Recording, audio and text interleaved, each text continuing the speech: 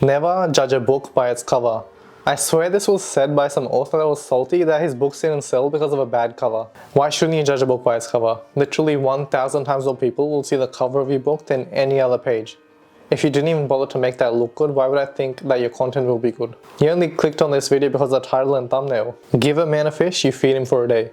Teach a man how to fish, you feed him for a lifetime. This saying is really funny because fishing is actually really hard. It takes a ton of time and effort, and there isn't unlimited fish in the ocean anymore. You also need a boat and spend a ton on fishing gear. Or you can do something else to make money. Go to the shops, spend 2 minutes at a few dollars and buy some fish instead. And if you don't take this literally, this is one of the few sayings that actually make sense. If you teach someone to become capable, learn a skill and become self-sufficient rather than giving them a handout, that's better for them long term. But sometimes you just need a fish today, or you end up starving. Failure is the best teacher, or you learn more from failure than you do from success. This is the advice that pisses me off the most. I absolutely despise this advice. And the fact that it's common and said by so many people makes it even more annoying. If you actually ask someone, what did you learn from failure? I can pretty much guarantee you they won't have a well thought out answer and they'll struggle to answer the question. Can you imagine if Facebook failed in a week after launching and never took off? Do you really think that Mark Zuckerberg would have learned more in that 1 week than he has now? He wouldn't have even had a chance to learn how to lead a company or manage people or learn any of that stuff he knows now. There's so many social media startups that failed and Facebook beat them. Do you know the name of even one of them that failed? And if they learned from failure, shouldn't they know more than Zuck and have something that's bigger than Facebook right now? It's not failure, it's the experience that helps. Failure is like if you're driving down a road and fall down a sinkhole. It's like having no GPS and ending up on a road that doesn't go anywhere. Failure is just failure. It might teach you what not to do, but you still won't know what actually works. Because if you knew what worked, you wouldn't have failed in the first place. I'll make a full video on this eventually, after becoming successful. Taste is subjective. Now if taste is subjective, then pizza wouldn't be as popular as it is now. People wouldn't agree that fried food tastes great. Burgers and fries would be competing with things like liver. There's preferences in acquired taste that people can have, and there's probably even some tiny differences in between how the food actually tastes. But overall, I think some food just tastes good and some doesn't. Beauty is in the eye of the beholder. This is literally level 100 cope. If this was really true, there wouldn't be people like models or actors that are known for their looks. They wouldn't be sponsored by makeup or beauty companies because people wouldn't even buy it from them. Kylie Jenner wouldn't have a multi-billion-dollar thing selling lip kits and makeup. The girls that just post selfies of themselves with like no caption or any personality showing wouldn't have tons of followers. Looks don't matter. Anyone that says looks don't matter is delusional. Even the food you buy is judged by its appearance.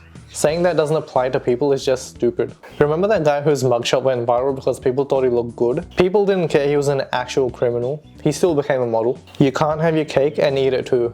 Cakes are meant to be eaten. What does this actually even mean? Like if you eat your cake, it won't be a cake anymore? Like if you eat it, you can't look at it, it won't be the same shape or something? What if you have 2 cakes? Your high school and uni days are the best days of your life. You know, this actually feels like a pretty innocent statement until you realize that the person saying it is saying that everything after that is going downhill. They're just waiting to die.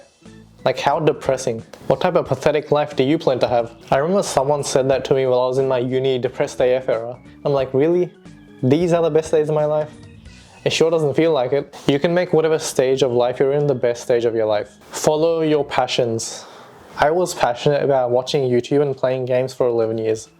That was really helpful. Like, what's the goal here? Follow your passion to do what? How do you know you're passionate about something if you haven't even done it yet? And usually you like things that you're good at. The better you are at something, the more you like it. You should become passionate about stuff and not just limit yourself to stuff that you already like. Just be yourself. What if you don't like who you are right now? What if you're an asshole? What if who you are right now is pathetic? It's like saying you are the best version you are right now and you can't even become better. I think a better saying for this would be who you want to be. Never give up. Imagine saying that to an addict. What if you're doing something that doesn't get you to where you want to go? Listen more than you speak. Now, if both people in a conversation followed this, nobody would end up talking. I think the idea is to be present and make people feel heard. Not make sure you're speaking less than them. Stay humble. I swear I only see this being said by losers that don't want to feel bad about themselves. You should definitely be humble. But that doesn't mean you downplay and apologize for the things you've accomplished. Just state the facts. If you're an asshole, people will be able to tell. And if you're not, they won't be offended. Like whenever a YouTuber makes a here's how much money I made video and genuinely tries to help you and teach you, I always find it so annoying that they feel forced to say things like, I'm not saying this to brag or I'm not saying this to show off. Patience is a virtue. This is one of the stupidest sayings. Because you know what a better virtue than patience is 99% of the time? Impatience. You know what a lot of the most successful people in the world have in common? An urgency bias. They feel like they can't wait, they need to make progress right now. They bend reality and drag the future into the present instead of waiting for things to happen. Any advice that makes you feel good and makes you feel good that your life is shit, but doesn't actually offer any solutions, is useless. Discipline eats motivation for breakfast. You know what crushes discipline before it even has a chance to wake up? Addiction. If you want to make any sort of significant progress and actually feel good while doing it, you can't rely on motivation or discipline. You need to feel good about the things you're working on. You need to be addicted to the work. If you want to learn how to actually feel good while doing the hard work, you need to watch this video about how discipline is a scam and the real secret is addiction.